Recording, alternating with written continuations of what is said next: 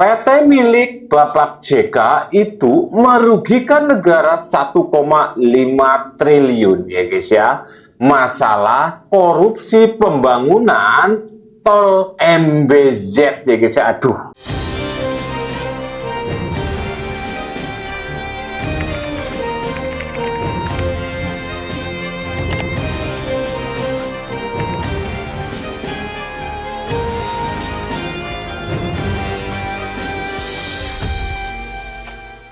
Selamat datang di Sinergi Update. Gimana kabar kalian hari ini guys? Semoga kita semua selalu diberikan kesehatan ya, dan juga keselamatan dari Tuhan Yang Maha Esa. Guys, kali ini situasinya makin panas ya, karena nama JK kali ini seakan di ujung tanduk. Karena muncul kabar adanya aksi massa guys yang mendatangi KPK ya, mendesak pengusutan bahkan penyitaan aset terkait dugaan kasus proyek besar. Waduh. Di tengah huru-hara itu guys, muncul juga ya nama perusahaan yang dikaitkan dengan proyek tol MBZ ya, yang sebelumnya memang sempat ramai dibicarakan karena dugaan triliunan kerugian negara guys.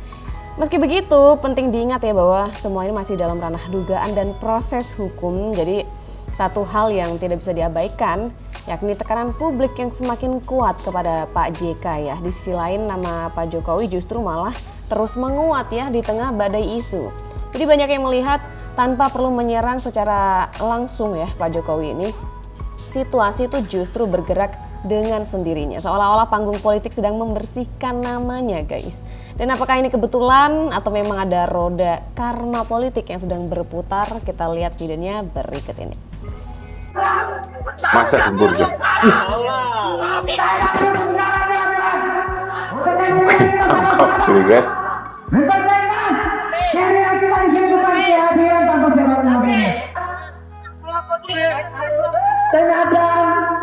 Waduh. Kredit masuk oleh salah guru sekalian. Maka penegak hukum tidak boleh diam, tidak boleh turun kepada salah grup teman-teman. Karena kami juga salah grup adalah mendapat perlakuan yang sudah terhadap negara, telah mendapat perlakuan yang istimewa. Kami juga tidak akan mungkin Ramai ya guys. mendapatkan Tuh, Pak JK sih priwe ya. Yakin dia temenan. Pak JK, aduh. Tangkap. Bis. Aja. untuk kemudian kita sama-sama memperbaikkan yang kita di sini bukan kehadiran tanpa siapa-siapa. Akan tetapi ada persoalan yang kemudian kita bahas. Jadi di awal guys.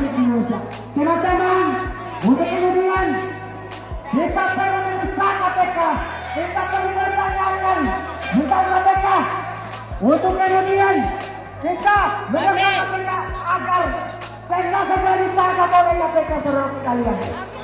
Kehadiran kita di sini bukan kehadiran tanpa sebab. Akan tetapi ada beberapa KPK yang kemudian negara tidak diam, KPK tidak diam ketika melihat kezaliman yang ada di tanah air. Ini dia fakta kala grup korupsi tol MBZ hingga kerugian negara mencapai 1,5 triliun. Aduh. PT Bukaka Teknik Utama Tbk terserat dalam rangkaian kasus korupsi pekerjaan pembangunan jalan layang Sheikh Muhammad bin Zaid alias tol MBZ dengan ditangkapnya Direktur Operasional Sofia Balfas. Dalam kasus korupsi tol MBZ, pihak Bukaka memiliki beberapa andil. Awalnya, Bukaka terlibat dalam pemufakatan jahat, mengatur serta mengubah spesifikasi barang-barang tertentu. Sukses dengan rencana awal, pihak Bukaka kemudian mengatur agar barang yang dapat memenuhi syarat dalam proyek tersebut berasal dari perusahaan yang bersangkutan. Selain itu, Kejagung juga menduga adanya pengurangan volume selama pembangunan tol MBZ. Akibatnya, negara mengalami kerugian sekitar 1,5 triliun loh. Di KPK kemarin ya guys ya, cempulekek ada yang di demo gue. Loh, ada yang di demo. ada aksi massa yang mendesak KPK supaya menyita aset Kala Group. Jika gagal bayar di proyek PLTA Poso. Aduh, kena ngomong anak kalane ya guys ya. Berarti suka lagi. Tuh, kiye bro guys, kene selet suwe makin kesini makin kesana ya guys. Aduh, hati-hati, engkau Rika diomong termul ya guys. Cuman pertanyaannya ya guys ya, kenapa ini tidak dimuat di media sosial khususnya TV ya guys ya, TV sing gede-gede ya guys ya. Ono apa gue? Ada video yang dimana katanya PT milik Bapak JK itu merugikan negara 1,5 triliun ya guys ya. Masalah korupsi pembangunan tol MBZ ya guys ya. Aduh, kayak Pak JK kayak kepriwe. Soalnya ada video nih guys ya.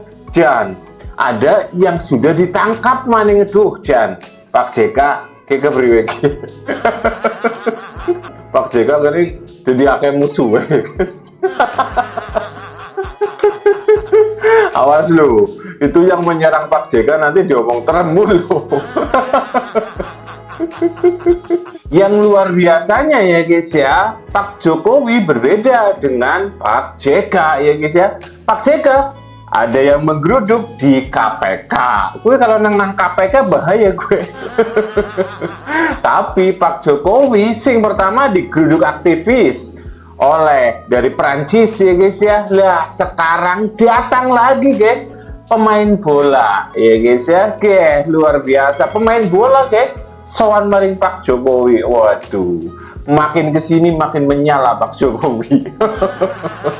Aduh guys, bahaya sekali guys. Makin kesini makin kesana temenan guys. Weh, Bapak JK duh Jan.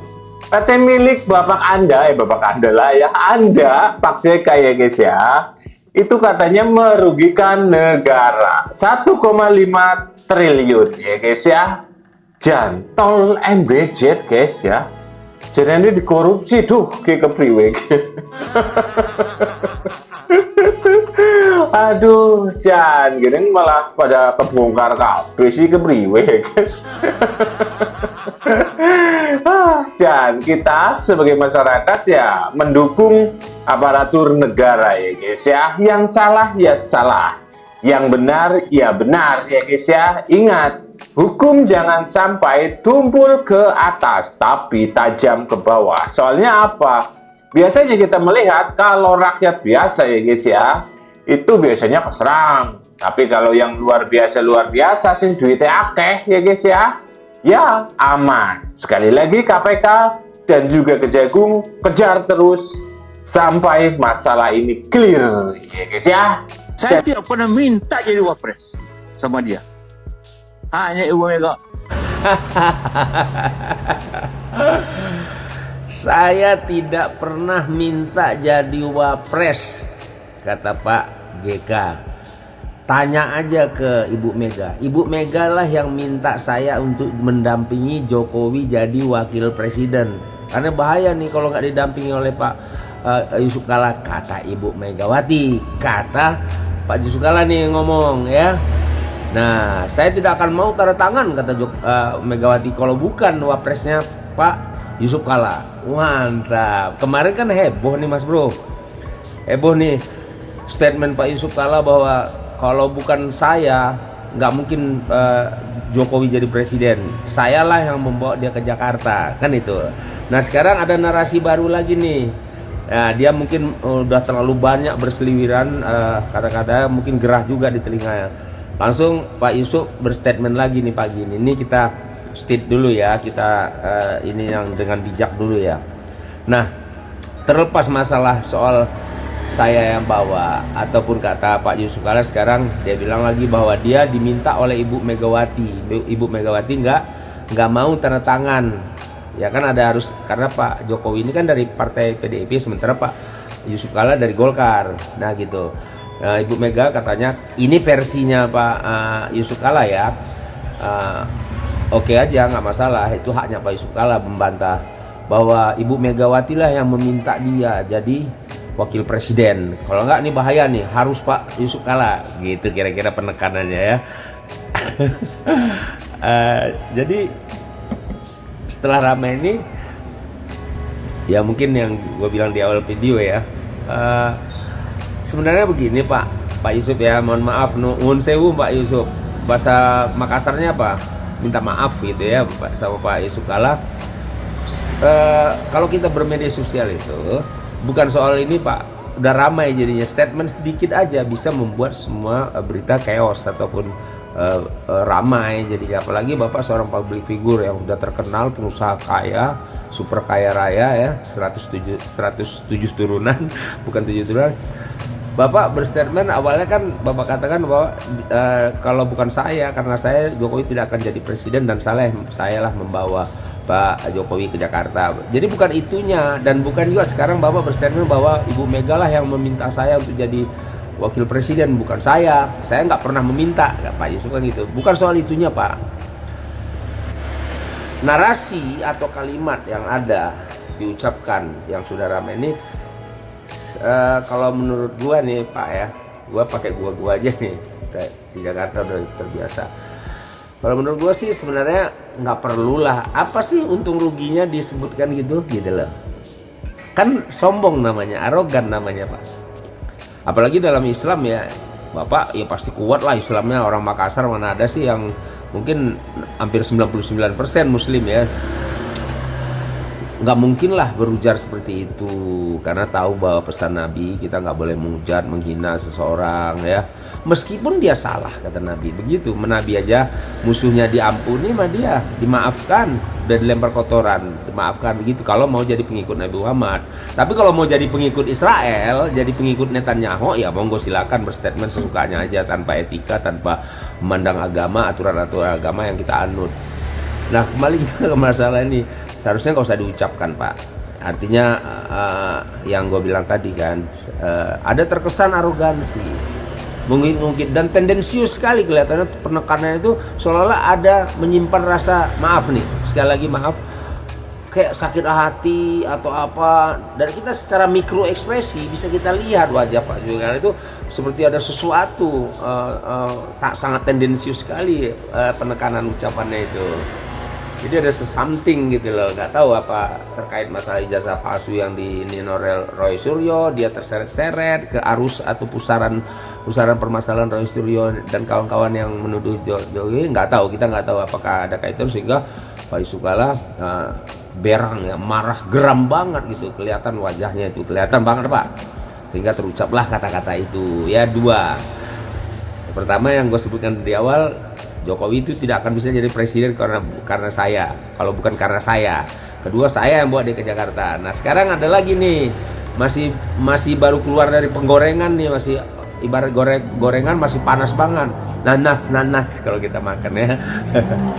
Ya dia bilang bahwa Ibu Mega yang meminta dia untuk jadi wakil presiden, kalau nggak bahaya nih, dia harus didampingi, dan yang mendampingi harus Pak Yusuf Kalla. Kata Pak Yusuf Kalla mengulangi kalimat Bu Mega. Benar apa tidaknya? Ya monggo silakan, kalau ada teman-teman di sini netizen yang mau konfirmasi sama Ibu Megawati Soekarno Putri yang juga mantan presiden ya, silakan mau konfirmasi apakah benar ucapan ini. Kalau mau di iseng nanya-nanya ya, tapi konklusinya begini, akhirnya kita mencobalah untuk tidak menggunakan kalimat atau narasi-narasi yang bisa membuat suasana jadi keruh, suasana jadi chaos, jadi bingung, simpang siur. Nah silakan kalian berkomen sini.